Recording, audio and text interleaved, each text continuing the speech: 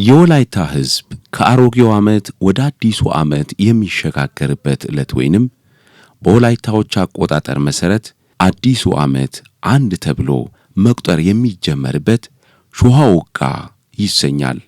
ትርጉሙም የእርድ እሁድ እንደማለት ነው።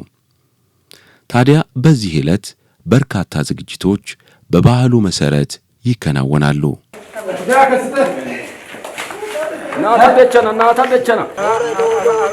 የሾሃ ወጋ ዕለት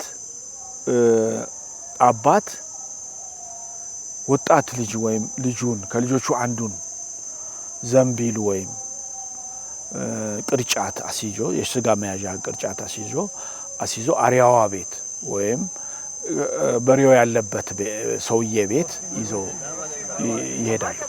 ከዛ በኋላ ሁሉም ከተሰበሰቡ በኋላ በሬ ይታረዳል። በሬ ከተረደ ወይ ቆዳው ከተገፈፈ በኋላ በብልት እያረጉ መጀመሪያ የሚሰራው ስራ ምንድነው? ፊኛውን ማውጣት ነው።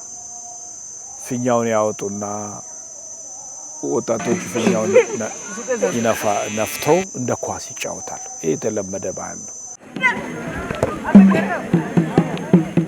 አባቶች ቅርጫት ተከፋፍለው እስኪያበቁ ድረስ ወጣት ልጆች ይጫወታሉ። ከዛ ውጪ እዛ ጋር የሚፈራ ሌላው ነገር ምንድነው?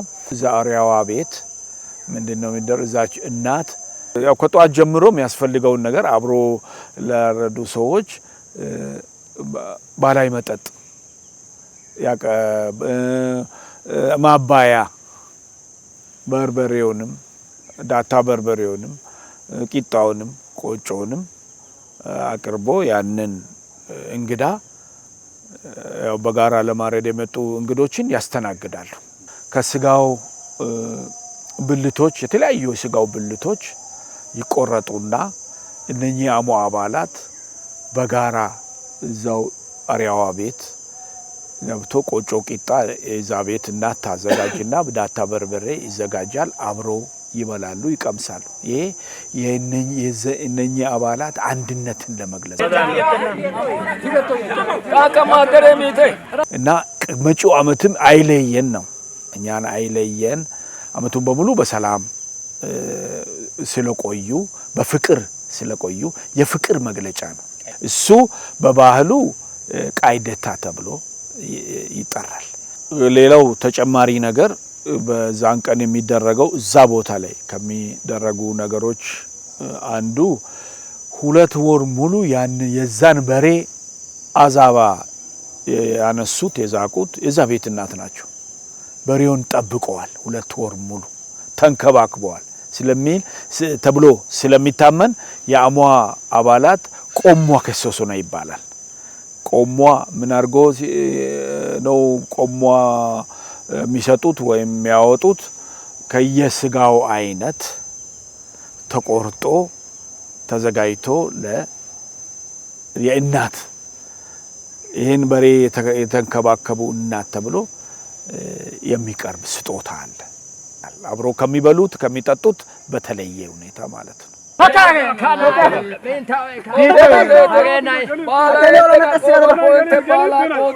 ከዛ ያው ስጋ ተከፋፍለው ቆዳው ላይ ቅድም ያልኩትን ቁጠባ አድርገው በቅርጫት ልጆችን አሸክመው ወደ ቤት ይሄዳሉ።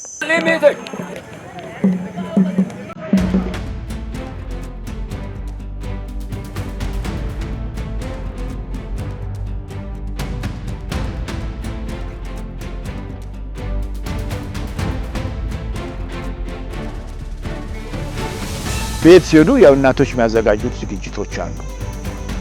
ያው ቁጣውን ቆጮውንም እናቶች ቤት ቀድሞ ያዘጋጃሉ። በርበሬውንም ያዘጋጃሉ።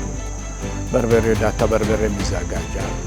ኤርጊያ የሚባል ኮባ ምንም ያልተበሳሳ ኮባ ያመጡና መሬት ላይ ያነጥፋሉ። ዙሪያው ላይ ሽጣ ባላይ መቀመጫ ይደረጋል።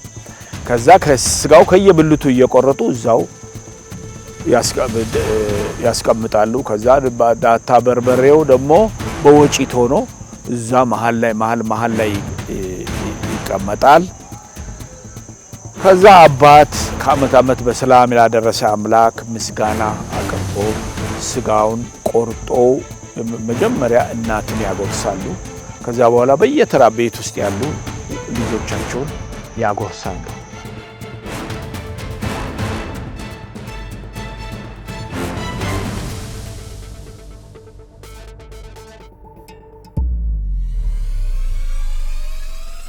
ከተበላና መጠጥም ከተጠጣ በኋላ ወደ ማታ ደንገዝገዝ ሲል ጉሊያ ይቃጠላል። ቅድም ያልነው ነው።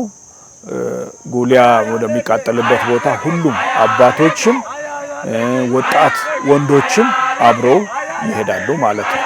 የግድ ጨለምለም ማለት አለበት። ምክንያቱም የጉሊያው ዓላማ እዛ ጋር ነው ያለው።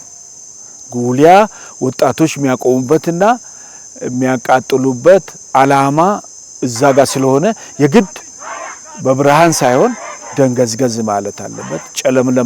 ጨለምለም ማለት አለበት። ከፍተኛ ብርሃን ይፈጠራል ጨለምለምም ስላለ። ስለዚህ ትርጉሙ አዲሱን ዓመት በብርሃን መቀበል ነው የሚል ትርጉም አለው። በተስፋ መቀበል ነው።